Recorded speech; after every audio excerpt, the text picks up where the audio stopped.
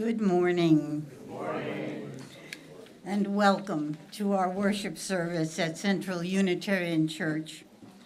My name is Susan Springstead, and I am one of several worship associates who have the pleasure of sharing Sunday morning worship responsibilities with our minister, the Reverend Andrée Cornelia.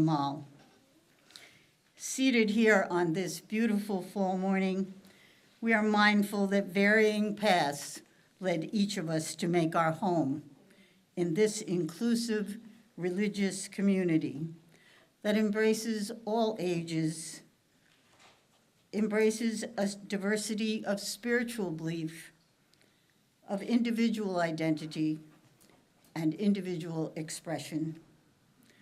On this Sunday, we will draw on some of the wisdom of the Jewish High Holy Days, which began at sundown this past Wednesday with Rosh Hashanah, and it will end with Yom Kippur at sundown this Saturday. During this time of celebration for the Jewish New Year, we consider how deep listening can help us prepare for the year ahead. We gather together each Sunday morning in worship to find inspiration, hope, and renewal among a community of like-hearted individuals. If you recognize a visitor near you this morning, please be sure to introduce yourself to them and introduce them to one of our welcome hosts, Carol or Bill Hoffman. And if someone has not greeted you, please greet the person next to you. After the service, if you are visiting after the service, not now. If you are visiting online, please click the link which is provided in the chat and add your name and contact information to our guest book. We invite everyone who is here to stay after for coffee and conversation and connection. I have two announcements this morning. The first, and definitely very important, is that we have a congregational meeting today at noon. We will be meeting to hear the design team provide a much anticipated and highly detailed update about progress at our new home at 36 Bergen Street. After that, we will review and vote to approve the budget for these renovations so that we can continue to move forward. Please stay. Secondly, it is not only Sunday morning which is important to members of this congregation. There are other days of the week when Andrée, our Reverend, is offering spiritual development programs this fall. These include three in particular: a monthly Soul Matters sharing circle, which explores our monthly themes in depth and in a small group setting. Secondly, a monthly current events forum to explore current events from a Unitarian Universalist perspective. And third, discussion groups for this year's UUA Common Read, which is Authentic Selves, celebrating trans and non-binary people and their families. You can find all the details for these sessions and other programs in our monthly bulletin, which was distributed this last Friday, October 4th. And now, please remember to turn off your cell phones. As we begin to go into service, Andrée will give another announcement, and then we will be in worship mode. Thank you, Susan. I just wanted to add that last week, a number of you joined us in doing a little field trip on Sunday morning. We did a combined worship service with Ridgewood. And so Reverend Sarah and I are looking for feedback on that. Would love to hear from those of you that went what you thought, because our question is, Should we do more of these? So please definitely see me. I really want to hear from you what you thought worked and what you think we might consider if we do other collaborations going forward. But from our perspective, it was very joyous and a great way to worship together. So we're looking for other ways to do that. Those announcements aside, let us now turn to those, because you were eager earlier, turn to those next to you and give everybody a hearty welcome this morning.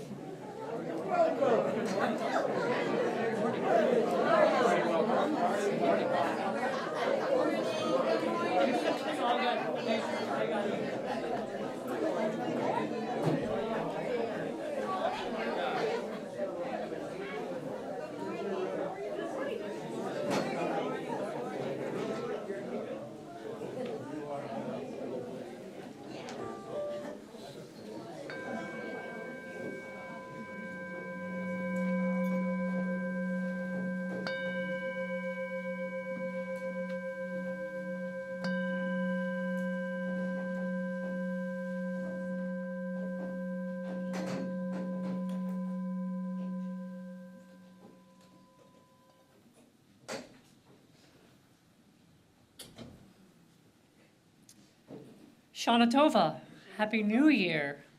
As Susan said in her opening, this morning's service is honoring the Jewish High Holy Days, which began this week with Rosh Hashanah and continue to Yom Kippur next Saturday, and are collectively called the Days of Awe. So in addition to that piece, we are also looking at our monthly theme of deep listening and seeing how this holiday and that practice come together. And based on that theme, I want to offer these opening words from Reverend Darcy Lane. Listen. Listen. If we listen, we may hear the joys of the people around us. We may hear the concerns of our community. We may hear the sorrow in a voice that breaks. We may hear a laugh hiding behind words. If we listen, we may hear the sounds of life around us. We may hear the creatures with whom we share these grounds. We may hear the engine hum of airplanes and cars, of strangers and neighbors traveling. We may hear the whistle of wind and the tumbling of leaves. If we listen, we may hear the sounds of the company of people. We may hear the coughing and sniffling of seasonal colds. We may hear the breathing of those nearby. We may hear the sigh of a body letting go. We may hear the wiggle and restlessness of sitting, the shuffle of paper and purse and hymnal. If we listen, we may hear ourselves. We may hear our own joy and laughter and sorrow. We may hear our own humming and tumbling. We may hear our own breathing. We may hear our own longing. Listen.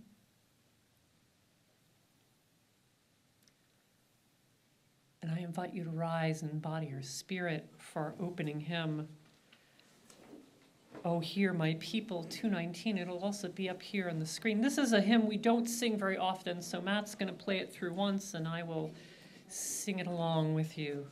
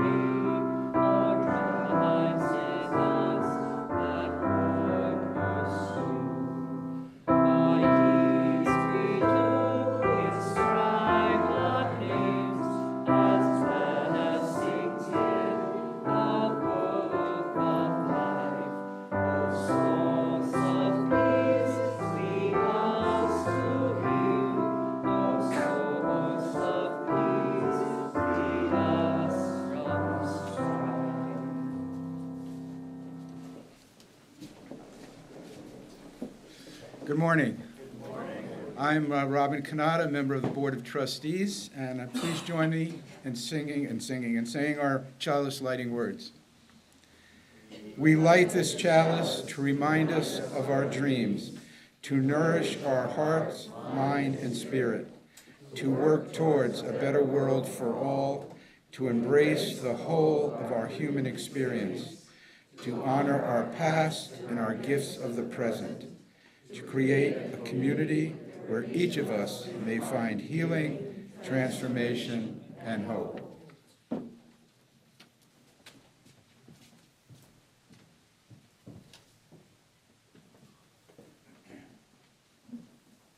I want to ask, am I on? Should be on. Okay. I want to ask our Board of Trustees who are here today to please come forward.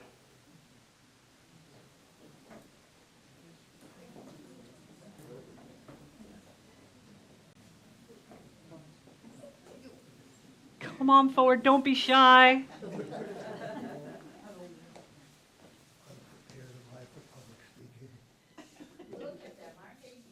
Yes, they are beautiful. Thank you, Susan.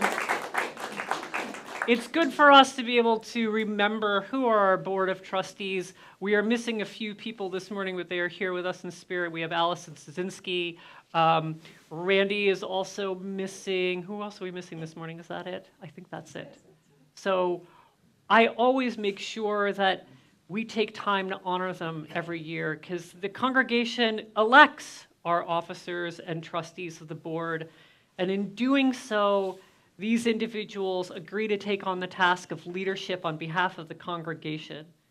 They therefore accept the reality of often late night meetings with difficult and complex and sometimes often messy and frustrating conversations, and the burden of hard and sometimes even unpopular decisions. Yet in this giving, they also receive. They receive gratitude from the congregation for taking on this task, even if it isn't expressed enough. It's a bit of a hint.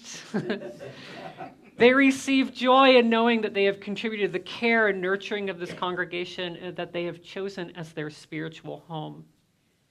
In these last few years, our leaders have been serving in an environment of much uncertainty. These leaders know very well that by accepting their position or continuing in their elected terms, that they're continuing to help guide us through the present moment, a moment that none of us have ever faced toward a future for this congregation that is just beginning to take shape. This is quite a daunting task for these dedicated group of individuals. So to honor their service and to recognize all that they've given this congregation, I want to take a moment to offer and bestow on them a blessing. And as I do so, I would invite you to place one hand on your heart and with your other hand, place it forward, reaching towards your Board of Trustees. So it's like we're all reaching out and touching them. And as we do so, let your heart fill with gratitude for the important role that each of them play at CUC. Blessings to you, officers and trustees of the board, officers and trustees of the Board of Central Unitarian Church. Blessings for each gift you bring to the table of leadership, for saying yes when we would have honored your no, for asking hard questions, for sharing new ideas, for making difficult decisions, for honoring our past, for imagining new ways of being, for listening, for learning, for remembering that leadership is a spiritual practice, for caring with your heart, mind, and body for our spiritual home. Blessed be and gratitude to each and every one of you. Thank you. Thank you all.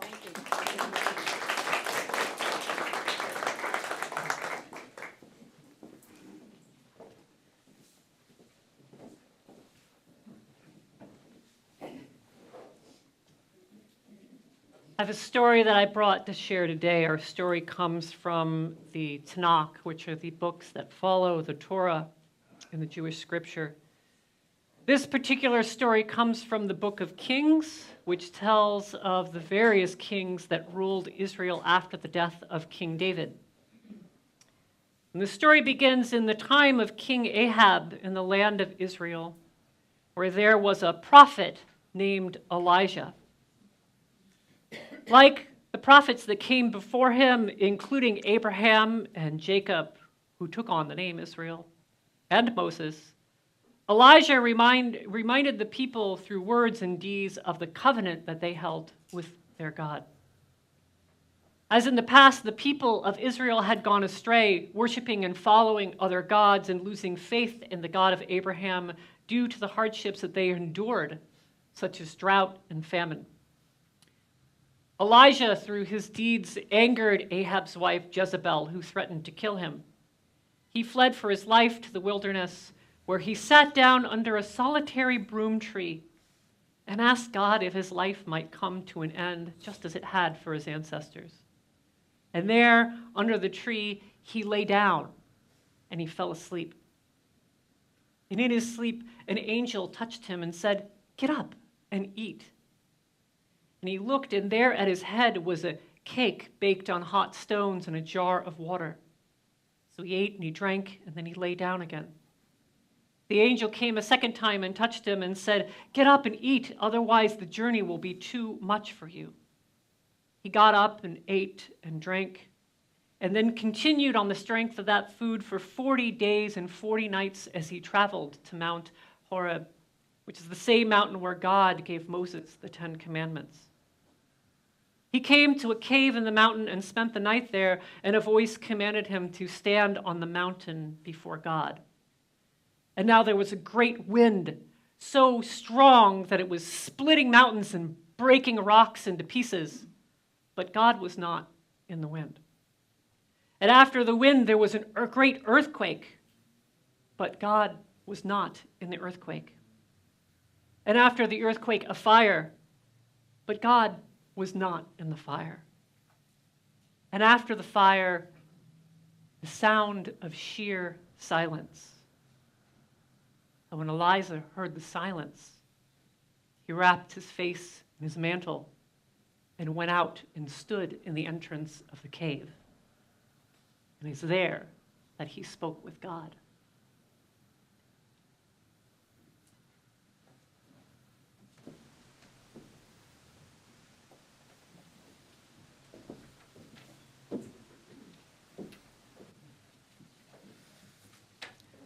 We are not alone.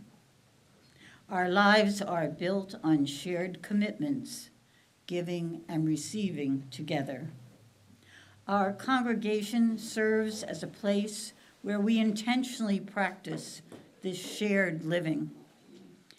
Interdependence in a culture that overemphasizes independence. One of the ways we practice our interdependence is through our congregation's finances, which depend on the steady contributions of members and friends.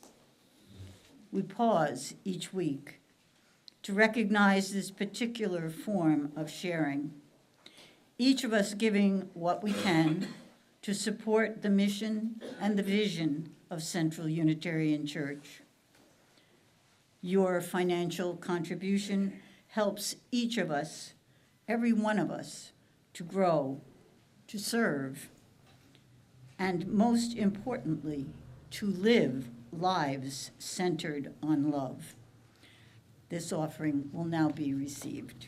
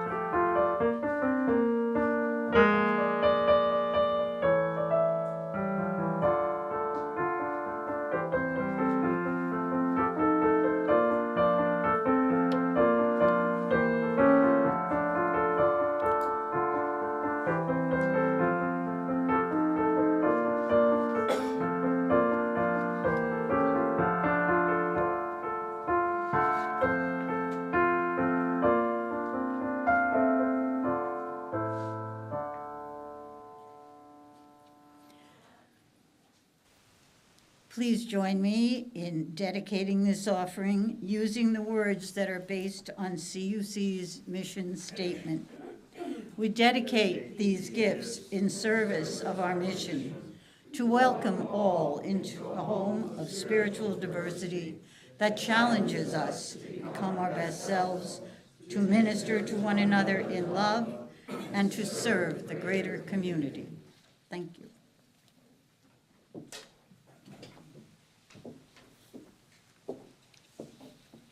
Now we enter into a time of meditation, taking a moment to share together the joys and sorrows of this community, something we do each week as a way of caring for each other.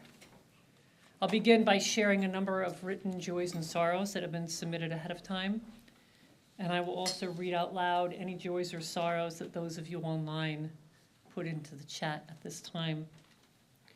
Then I'll turn back to this room and invite you to share out loud anybody else, the name of anybody else that you're holding in your heart today. And we'll hold all of that in a moment of silence, followed by a moment of prayer.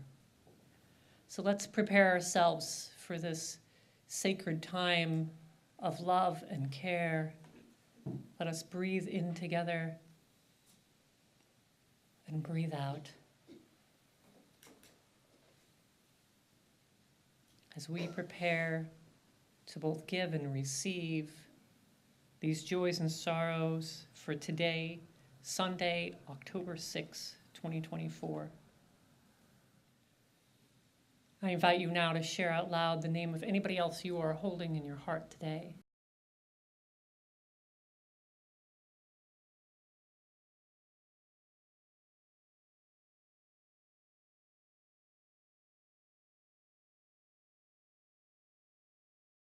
May all these joys and all these sorrows, both those spoken and unspoken, remain in our hearts as we enter into a moment of silence.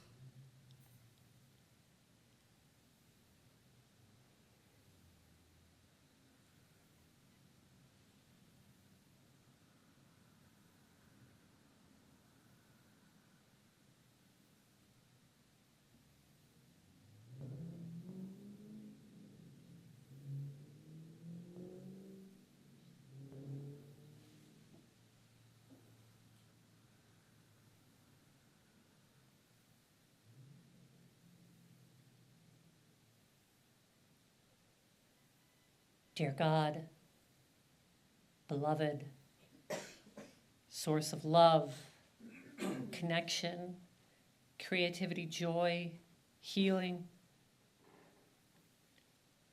Today, at the beginning of a new year, we turn to you. In this time, there are so many sources of fear, anxiety, and uncertainty, each demanding our attention and our action. And we don't always know how to listen, how to respond, how to hold all of this. Help us to focus on what is most needed for ourselves, for each other, for our planet, for our future. May we listen deeply to what is most sacred beneath the noise of all that competes for our attention. May we answer your call. Collectively, may we do what needs doing this day, this year, and every year.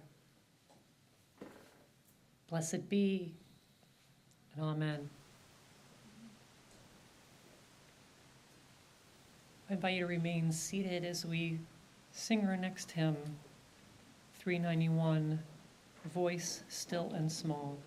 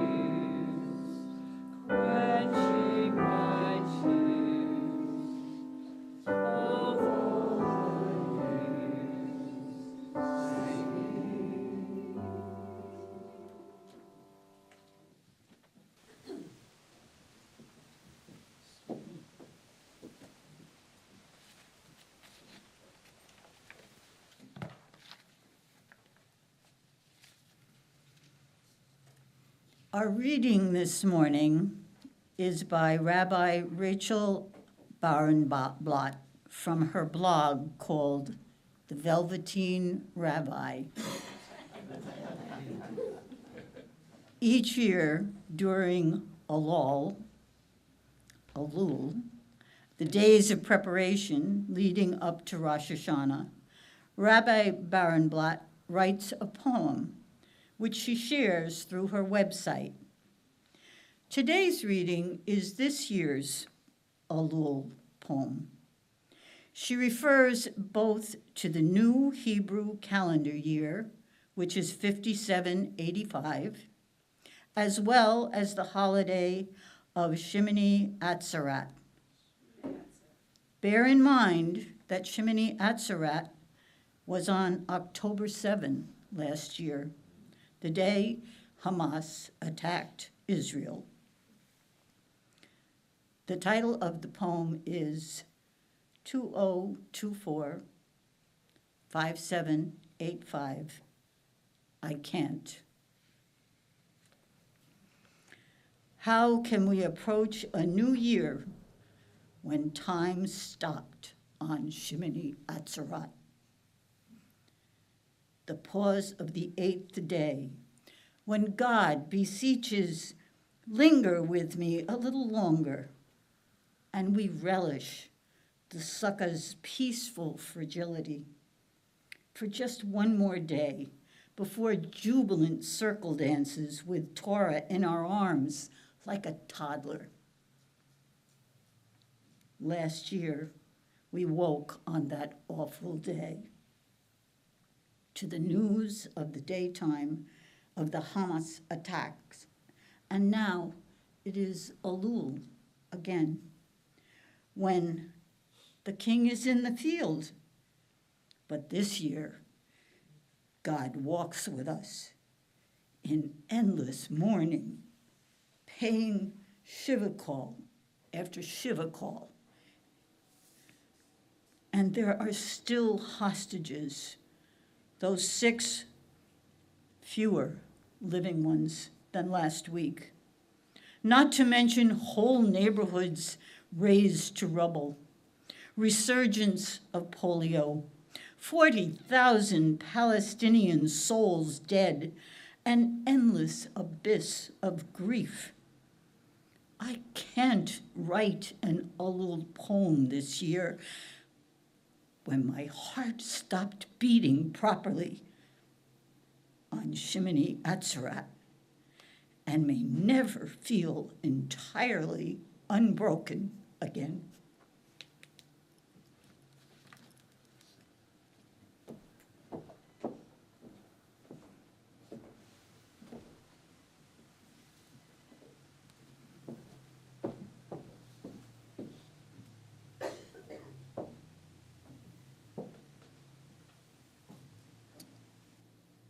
This week's Torah portion, read and studied in synagogues all over the world, comes from the book of Deuteronomy, near the end of the Torah, and is titled Ha'atzinu, which means listen in Hebrew. It's a poem composed by Moses, which he shares with his followers at the end of his life. He's led his people to freedom from slavery in Egypt, but they have wandered through the wilderness for 40 years, trying to reach the promised land. And they are tired, but they're almost there. And at this time, Moses has been speaking with God, and God isn't too happy. God informs Moses that Moses is near the end of his life. And God insists that Moses' people will forget what they have gained, forget their covenant with God, and turn away from God. So Moses composes this poem, assembles all the people of Israel, and shares it with them. Ha'atzinu, or listen, comes from the opening word of the poem, and it is Moses beseeching his people to hear the message. His words praise God, praises all that they have gained through their freedom, reminds them of their sacred relationship with God and warns against turning away from that relationship, even in hardship. This is the final speech of a beloved elder leader, sharing with his followers what he feels is most important and most urgent. There are things he doesn't want them to forget when he is gone. These are words he wants them to share, not only with each other, but with all the generations that follow. And shortly after sharing this poem with his people, Moses learns that he himself will never set foot in the promised land. He can see it. He can see it off in the distance on the horizon, but he will die before his people arrive there themselves.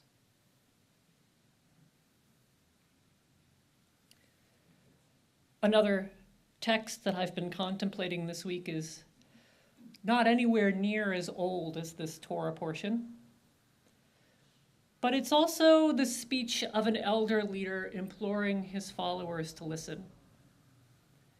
And that speech was Jimmy Carter's Nobel Prize lecture given in Oslo on December 10th, 2002.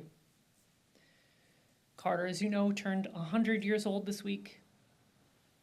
And as you've probably heard, his family has shared that he is on hospice, and his goal at this point, now that he is 100, is to live long enough to vote for a certain woman for president.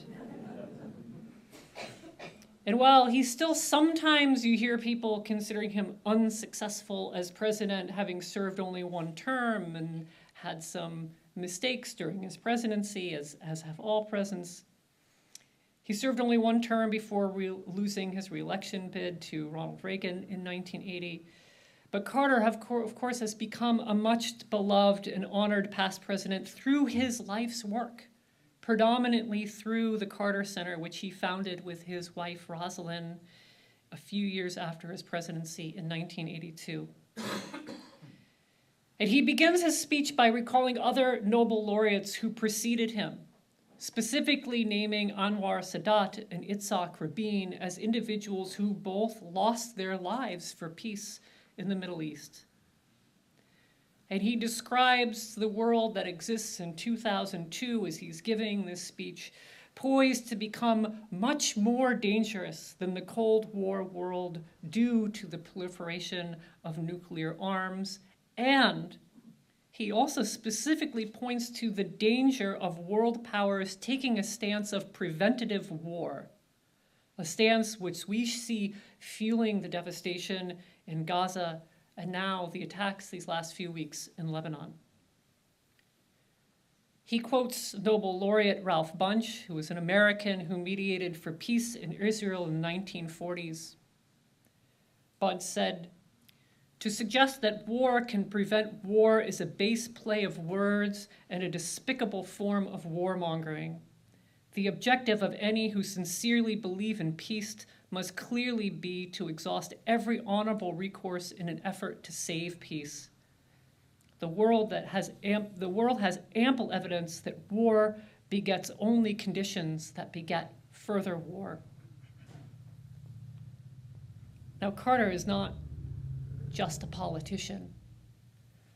Carter speaks from deep experience as a revered peace negotiator himself, including the Camp David Accords signed during his presidency in bringing peace between Israel and Egypt, and then continuing with his work through the Carter Center, which has actively worked to resolve conflicts around the world and will continue to do so after he is gone.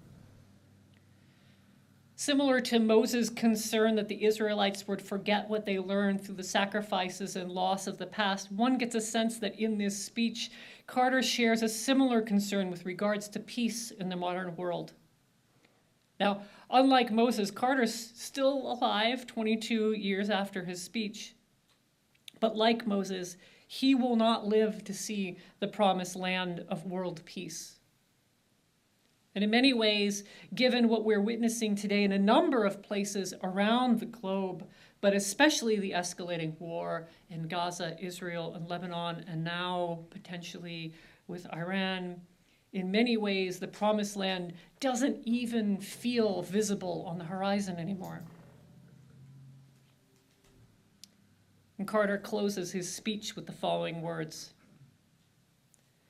Ladies and gentlemen, that's his version of Hatsino. Listen. War may sometimes be a necessary evil, but no matter how necessary, it is always an evil, never a good. We will not learn how to live together in peace by killing each other's children.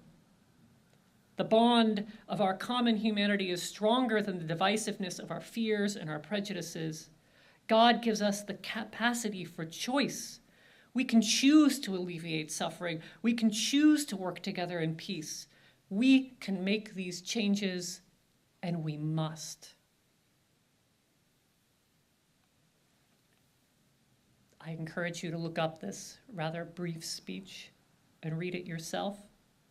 I share with you this morning only a few excerpts and some of my own reflections. But sitting with it 22 years after it was delivered and considering the current state of the world, like Rabbi Barenblatt in the reading that Susan offered, my heart may never be entirely unbroken again. As the rabbi says, this year God walks with us in endless mourning, paying Shiva call after Shiva call, and there are still hostages, though 6 fewer ones than last week, not to mention whole neighborhoods razed to rubble, resurgence of polio, 40,000 Palestinian souls dead, an endless abyss of grief. Why? Why can't we seem to heed the calls of our elders and our ancestors who warn us over and over again through the generations, like Moses reciting his song of the immense pain, suffering, and destruction we have continually brought on ourselves when we forget what is most sacred for all of us? And perhaps one answer is that we can no longer hear that call, or we are listening to the wrong things. Like Elijah up on Mount Horeb, the most holy and sacred is not to be found in a storm or an earthquake or a fire, but in the silence that comes after. The most holy and sacred is not to be found in the buzz of drones or exploding bombs or the screams of those in pain, but in stepping into the silence that comes after. The most holy and sacred is not to be found in the calling of names, insults exchanged in a debate, or declarations made through lawn signs and social media posts, but in the silence that comes when we actually stop our posturing and listen and acknowledge the humanity in each other. The story of Elijah that I shared today named what came after the fire as a sound of sheer silence. Another more traditional translation of the Hebrew that is often word is that after the fire, there was a still, small voice. The most sacred and holy is not booming or boisterous. It is a still, small voice. Not one we would commonly associate with power and deep value. In the great noise of our modern violent and divisive world, it's too easy to miss and dismiss what is holy and sacred.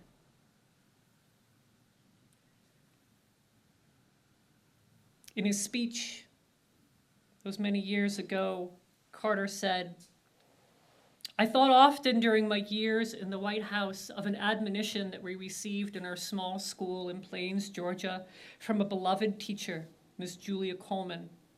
She often said, we must adjust to changing times and still hold to unchanging principles. We must adjust to changing times and still hold to unchanging principles."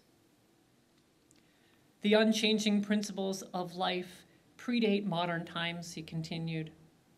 Now, he pointed to his Christian faith, but not exclusively.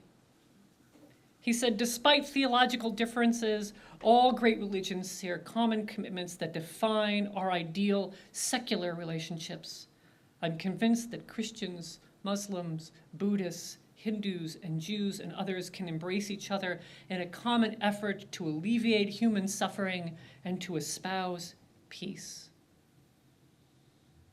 And that, I would argue, is Carter's still small voice that he followed and answered throughout his life. The call to alleviate human suffering and to espouse peace. He is asking us, like Moses in his poem, not to lose that call and to share it with generations that follow. And we cannot do this immensely important task if we don't hear the call to begin with. So perhaps our work at this moment is to begin by simply listening. Where do you hear the still small voice beneath the cacophony of our daily lives and the heightened tensions in this world?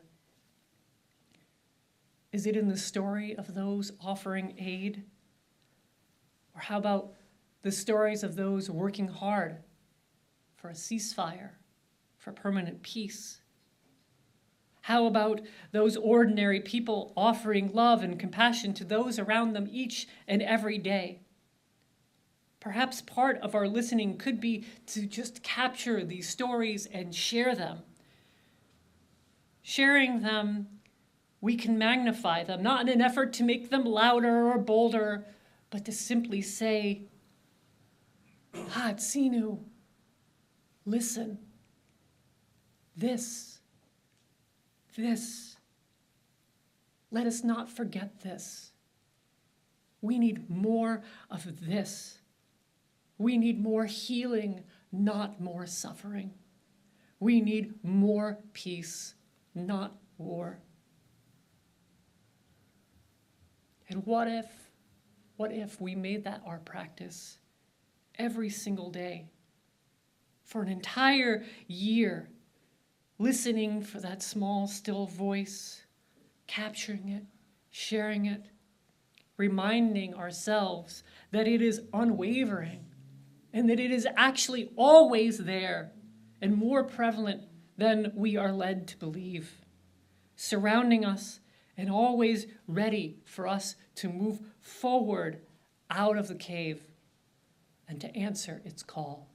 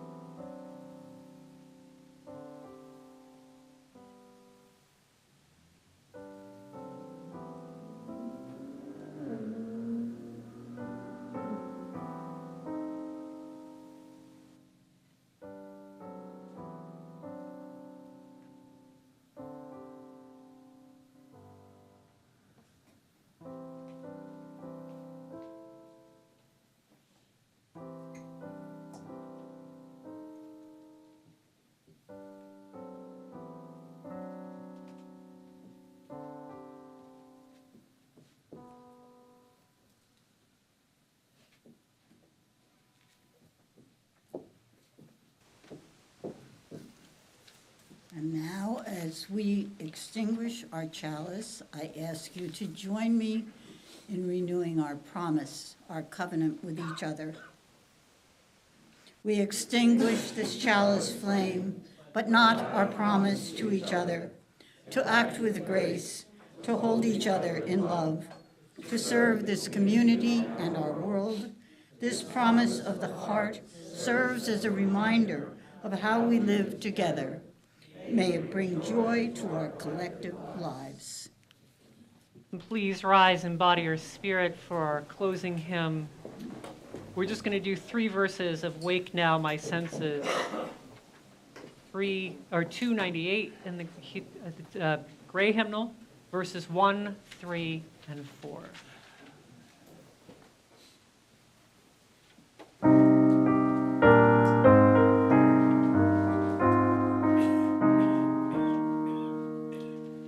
Wake now my senses and hear the earth call. Feel the deep power of being in all. Live with the web of creation your vow. Living, receiving, as love shows us how. Wake now my conscience with justice thy guide. Joins with all people whose rights are denied.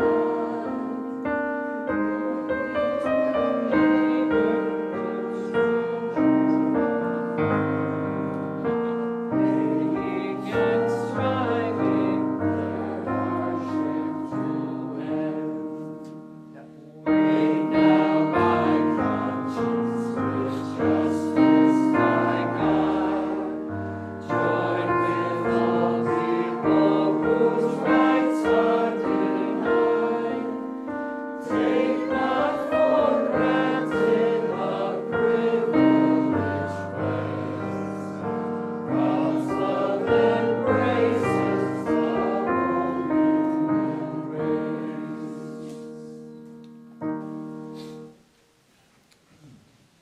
We depart today with words by the Reverend Emily Gage. May we open our hearts and our minds to one another and the world. May we let ourselves be changed by the stories around us. May we deeply listen and be deeply listened to and be held in silence and love. And so may it always be. Blessed be, and amen.